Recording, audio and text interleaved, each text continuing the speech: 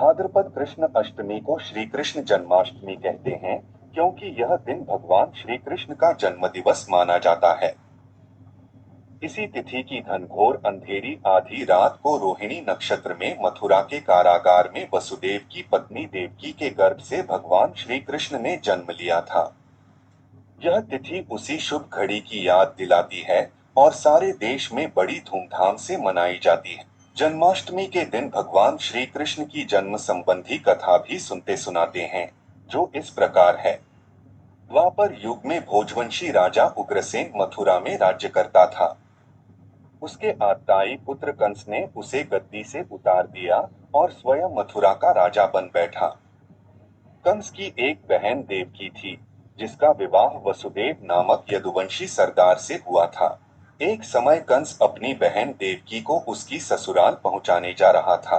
रास्ते में आकाशवाणी हुई, हे कंस, जिस देवकी को तू बड़े प्रेम से ले जा रहा है, उसी में तेरा काल बसता है।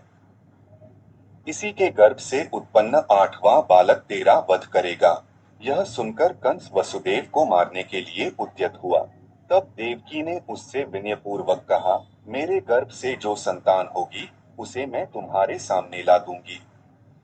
बहनोई को मारने से क्या लाभ है। कंस ने देवकी की बात मान ली और मथुरा वापस चला आया। उसने वसुदेव और देवकी को कारागृह में डाल दिया। वसुदेव देवकी के एक एक करके 7 बच्चे हुए और सातों को जन्म लेते ही कंस ने मार डाला। अब 8वां बच्चा होने वाला था। कारागार में उन पर कड़े पहरे बैठा दिए गए। उसी समय नंद की पत्नी यशोदा को भी बच्चा होने वाला था।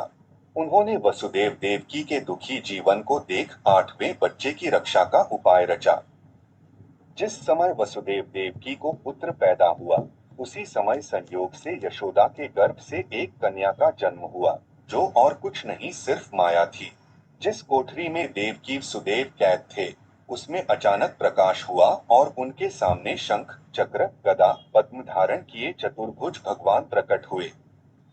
दोनों भगवान के चरणों में गिर पड़े। तब भगवान ने उनसे कहा, अब मैं पुनः नवजात शिशु का रूप धारण कर लेता हूँ।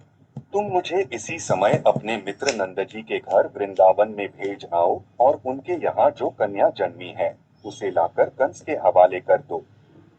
इस समय वातावरण अनुकूल नहीं है, फिर भी तुम चिंता न करो।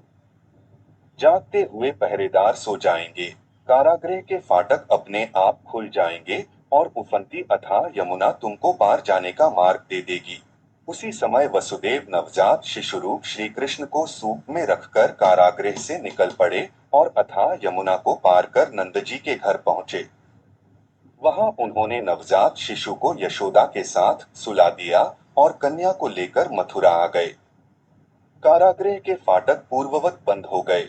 अब कंस को सूचना मिली कि वसुदेव देवकी को बच्चा पैदा हुआ है। उसने बंदीगृह में जाकर देवकी के हाथ से नवजात कन्या को छीनकर पृथ्वी पर पटक देना चाहा, परंतु वह कन्या आकाश में उड़ गई और वहां से कहा, अरे मूर्ख, मुझे मारने से क्या होगा। तुझे मारने वाला तो वृंदावन में जा पहुंचा है। वह जल्द ही तुझे तेरे पापों का दंड देगा। यह है कृष्ण जन्म की कथा।